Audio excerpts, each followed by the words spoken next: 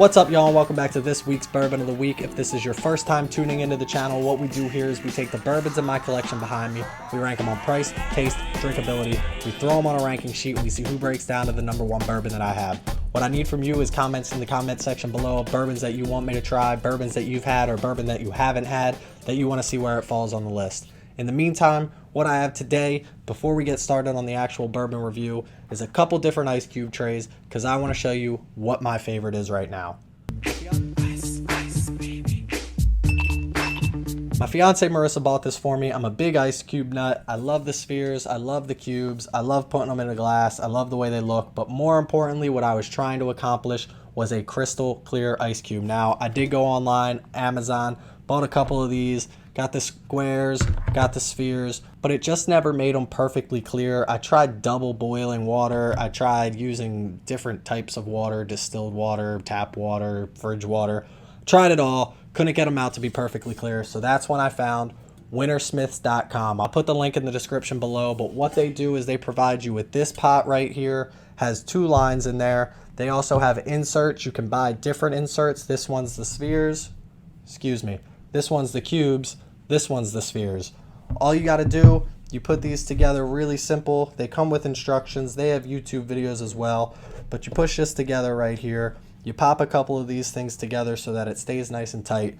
You fill up the water line inside this to the desired water line. It has markings inside there to tell you where you need to fill it to. And all you do is you just drop this in.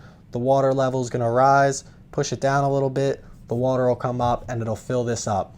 Now, the important part is make sure you use cool water. I tried to use warm water for this too, but it actually evaporates more when you do that. So fill this up with cool water. Put it in your freezer for like 24 hours. You're going to come out with literally crystal clear cubes, which I'll show you at the end of the video. Make sure you stick around. So in the meantime, this week we have Knob Creek. This is a 9-year aged bottle. It comes to you by Jim Beam. Not the biggest fan of a Jim Beam whiskey, but from what I hear, they put out a pretty good bourbon. So let's see how it tests up to the rest of the ones on the ranking sheet, and let's see where it falls. Everybody knows, time for the traditional sip.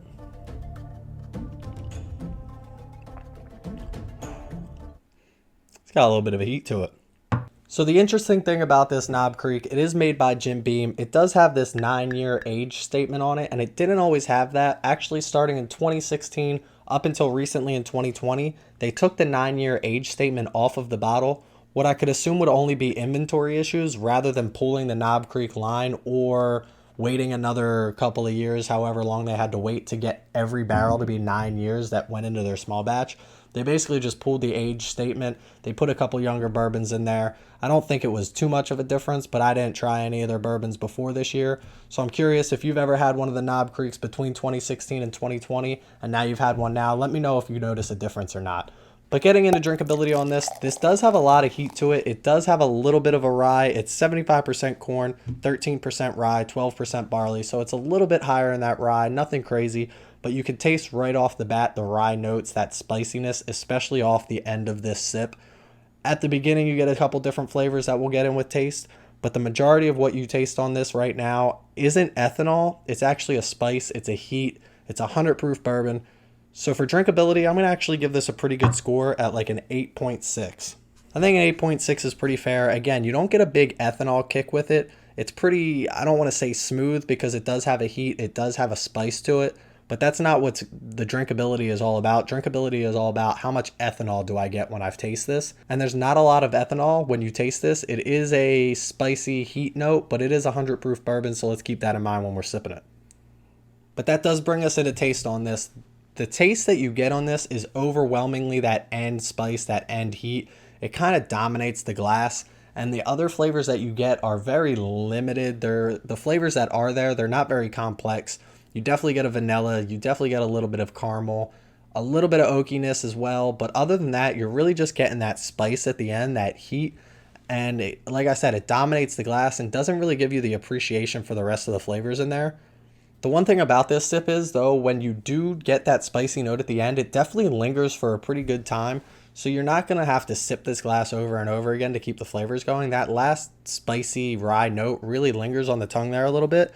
And once you let it dissipate and once you get past that heat and that spice, you kind of get to start to appreciate the actual flavors that are in this a little bit more.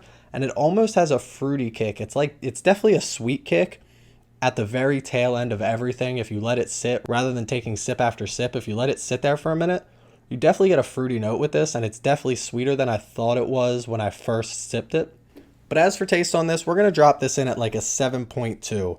It's not my favorite flavor, but it's also not the worst flavor. I think that the spiciness at the end really just overwhelms the rest of the flavors, and you don't really get to appreciate them that much.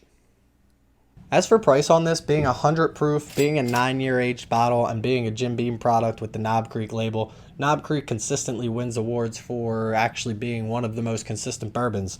So keeping all those things in mind, I'm going to give this like an 8.4 on the price scale, which is actually going to break our average down to an 8.06 repeating. We'll call it 8.07, and that's going to drop it right in the middle of the ranking sheet there, below Basil Hayden's for number 8. I would actually be interested to see, Knob Creek has a 12-year and a 15-year aged bottle. I'd be curious to see where they fall on the ranking sheet to see if those flavors differ at any point.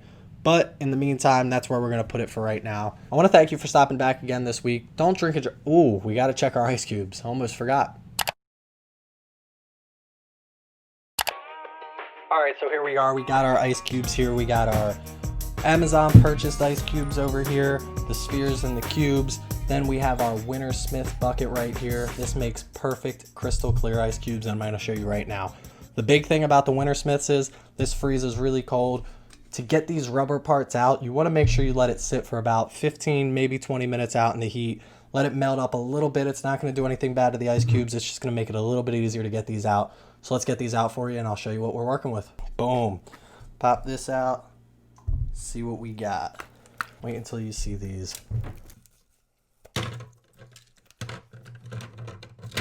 Check this out right here. Look at this. Look at that ice cube. Hold on. I don't think you can appreciate it from back there, but look at this. You can literally see right through this ice cube.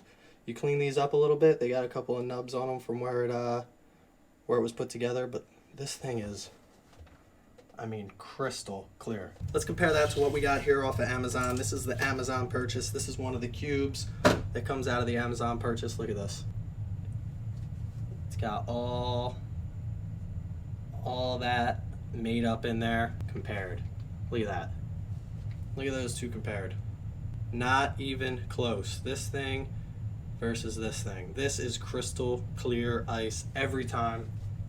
The spheres that I got off Amazon as well, these aren't even close. Look at that, can't see through it. It's so cool how you can make crystal clear ice cubes using this Winter Smiths. Again, I'm gonna link it in the bio below. The way that I like to make these perfectly square is if you heat up if you have a skillet or a pan, they do have a couple little nubs on here. I don't like to run it under water because if you run it under cold water or hot water, it actually cracks the ice. So if you just either rub it on a table that you have and then you can wipe it up, or you rub it on a little bit of a warm pan that you heat it up real quick, you get this thing perfectly square. You drop that bad boy in a glass. You're going to be the talk of the party next time you come over. Wintersmiths.com. Check them out. But in the meantime, don't drink and drive. Drink responsibly. And as always, wash your hands. See you next time, guys.